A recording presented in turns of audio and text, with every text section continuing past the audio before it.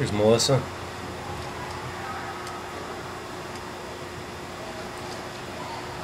So you have a pretty good reach forward, especially with your left arm.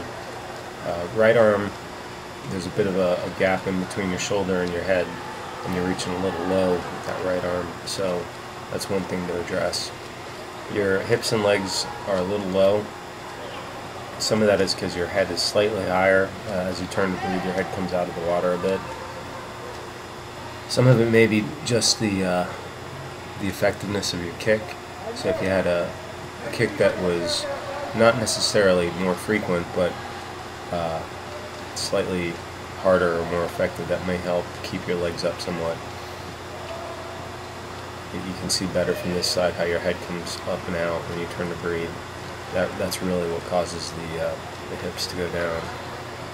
So the solution to that is to try and look straight down, and that'll tend to keep your head lower. And then when you turn to breathe, try to rotate or roll to the side a bit more. This is going a bit faster.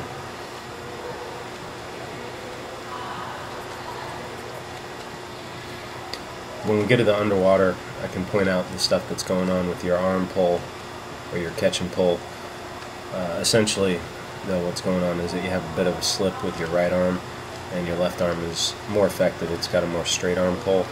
With both arms, if you recall the discussion of the high elbow catch, that's really going to be your speed increase to get the early vertical forearm earlier in the stroke. And that motion starts in your shoulder. It's like a shoulder shrug and roll inward, which helps get your elbow pivoted outward. But from this angle, you can see what's going on with your rotation. So, and then you can also see you're kind of bobbing up a bit as you turn to breathe. For me, the way I teach rotation is to really thinking about your extension. So when you reach forward, you reach your arm forward, but then you also try to like hyperextend your lats and reach with your shoulder, or push forward with your shoulder. That seems to be the key helping thing, if that's a word, a phrase. The point you're reaching to with both hands is good, so it's right in front of your shoulder.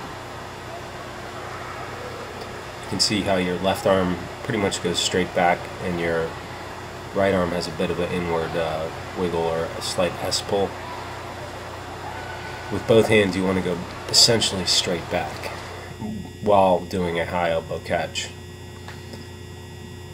At the end of the video, there's like a freeze frame or a frame by frame analysis. So here you can see really how low your legs are. Just bringing your legs and hips up is going to help your speed just by streamline. So things to look at here: when your right arm's going forward, notice how it extends down while your left arm extends straight forward. You want both arms to extend straight forward.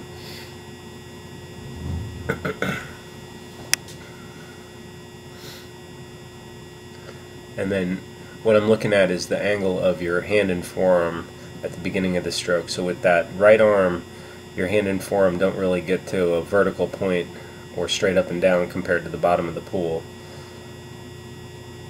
Your left arm, the angle of your hand and your forearm are in line with your upper arm, and it's about 1/3 of the way in where you get a good grip on the water. So your left arm has a more effective pull at the moment.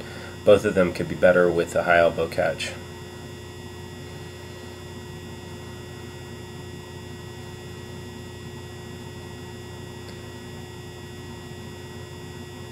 Now you look pretty comfortable, so from a distance swimming perspective, I don't think you have any issues. It's just the things you want to work on to get faster.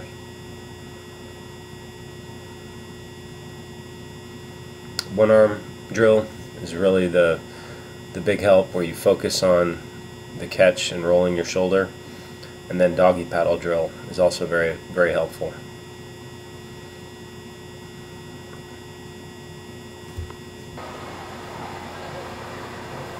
So here you were working on extending as well as you could. So you can see the difference here already, that you're rolling more or rotating more, and you're really getting a much better reach with both arms. A reminder on that would be having your shoulder rub against your cheek or your ear each time you reach forward.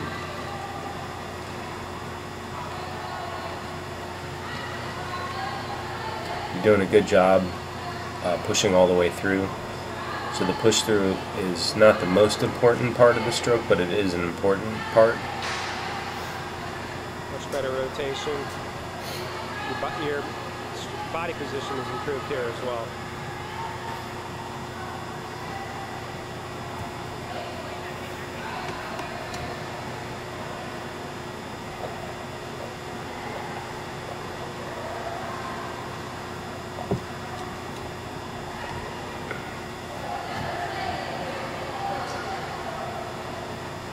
See that little quick out and back kind of pull with your right arm? It's not the biggest thing in the world, but you do want to try and get that so where you're just pulling directly back, because that little wiggle in out is going to cause some loss of power. Working on one arm here, so that's good. You're rotating forward and then pulling through.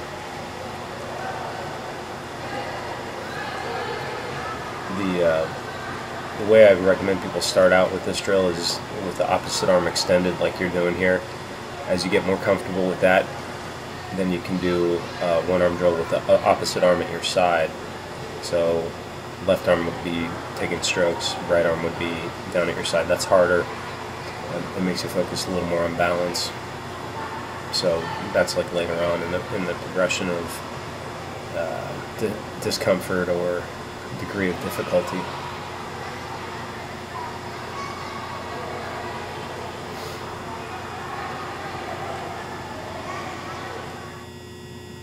So here you can see as you extend forward with your right, your arm kind of dives down a bit.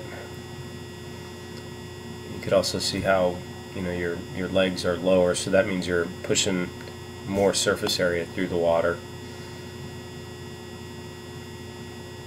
And then you have a bit of an extended pause on this arm.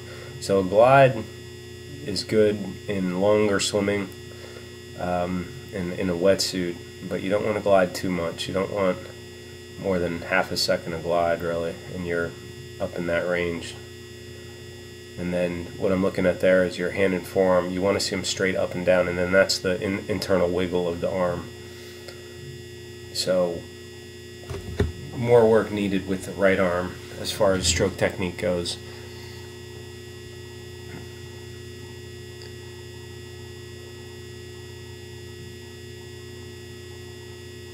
And then here you can see how much your head was out of the water as you turn to breathe. So looking at the left arm on this one,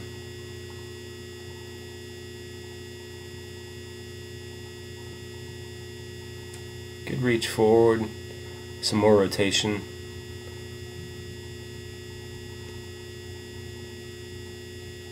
And then that's pretty good. You want a bit more rotation there, but the point you're reaching to is good. And then you see how your upper arm and your forearm stay at one line or angle. You want the hand and forearm to be pivoting downward at this point. So it's not until you get about right here where you're really starting to get some catch and power through the stroke. So summary, try to get the high elbow catch with both arms.